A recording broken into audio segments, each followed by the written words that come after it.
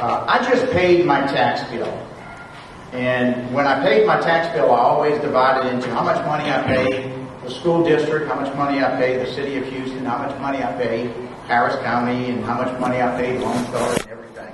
I'm not going to tell you how much I paid, but I'll tell you the percentages I had.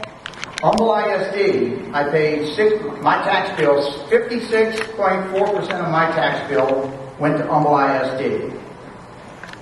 18.8% went to the city of Houston. And Alan Brown always rips me apart about taxes that he pays in the city of Houston. And probably will tonight as well. But 56 Humble ISD, nobody shows up for those elections. City of Houston, 18.8. In Harris County, take a guess, 14.4. So the reason why I bring that up is that we need to get Harris County to do more work in Kingwood, because they've never done work in Kingwood until recently.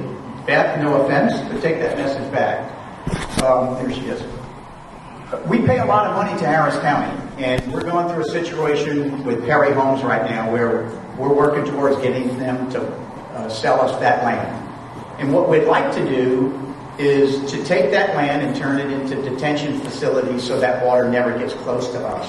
When we can do that, we can work on a number of channels that Stephen may talk about, and that is the diversion ditch, Ben's Branch, and some of the tributaries that aren't working the way they should be, because we have a situation north of us that doesn't allow it to work as a systematic approach.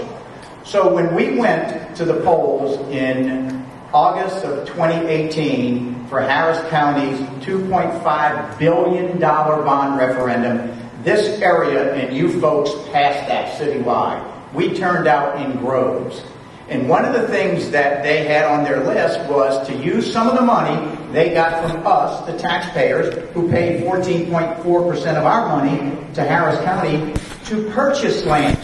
Not in Harris County, but in Montgomery County. And to use this land to create detention and retention facilities. Exactly what this Perry Homes land can be used for. So I've had discussions with Jack Hagel about that, and he wants the city to contribute half of it. And quite frankly, I'm not going to ask the mayor to contribute half, because they should be contributing 100% of it, because we gave them our tax dollars, and they specified what these tax dollars should be used for. So they need to come up with 100%. I happened to represent the mayor, who was in Orlando at the mayor's convention over the weekend at an engineering event on Friday night, and I sat next to Judge Hidalgo. And I was in her ear for 30 minutes on this exact thing.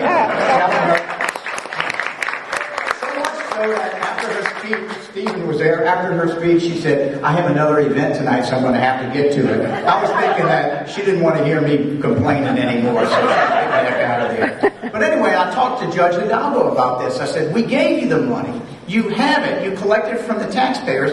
Put it to use and make sure we have the ability to do that. So the reason why I'm saying that is reach out to your elected Harris County officials and mandate that they start spending money in our area.